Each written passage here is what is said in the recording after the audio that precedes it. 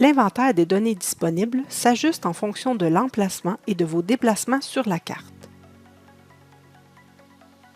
Vos résultats seront par défaut triés par popularité. Vous pourrez aussi choisir de trier par date croissante ou décroissante ou encore par nom de couche.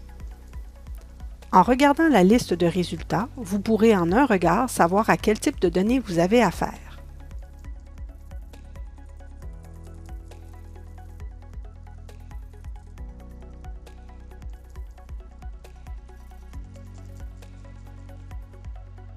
Lorsque vous déplacez la souris au-dessus du nom d'une couche, trois choses se produisent.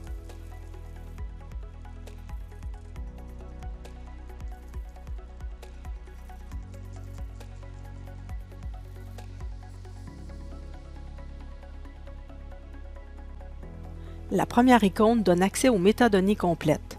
Vous y trouverez de nombreuses informations à propos des données. Pour certaines collections d'orthophotos, vous trouverez aussi l'espace disque occupé. Vous trouverez aussi les licences d'utilisation des données, ainsi que le nom de l'organisation responsable des données.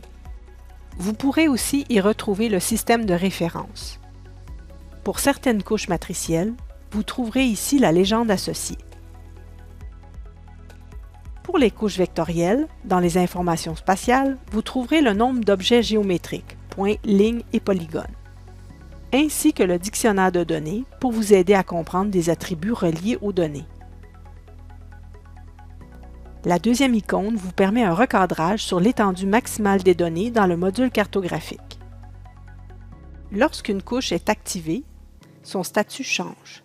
Elle monte et reste au premier rang des résultats, tant et aussi longtemps que l'usager ne clique pas à nouveau sur l'icône œil pour désactiver la visualisation des données.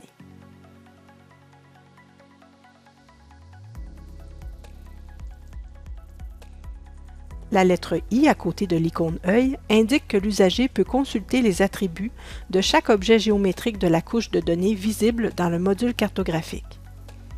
Cette lettre est attribuée à la dernière couche activée.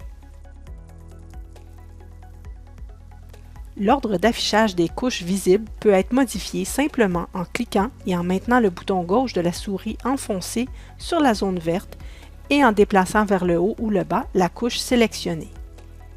Le gradient de transparence permet de contrôler le degré de transparence de la couche visible.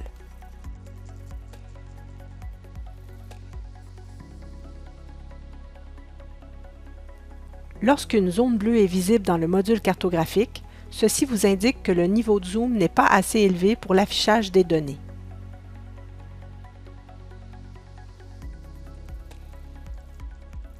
Lors de l'affichage d'une couche vectorielle, en cliquant sur l'élément désiré dans le module cartographique, vous avez accès à la légende et à la table d'attributs directement dans deux onglets distincts.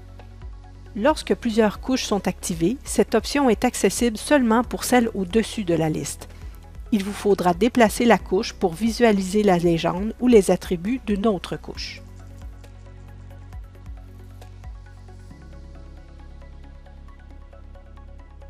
Lorsqu'une couche est ajoutée au panier, son statut change. Elle monte et reste au premier rang des résultats, tant et aussi longtemps que l'usager ne clique pas à nouveau sur l'icône panier.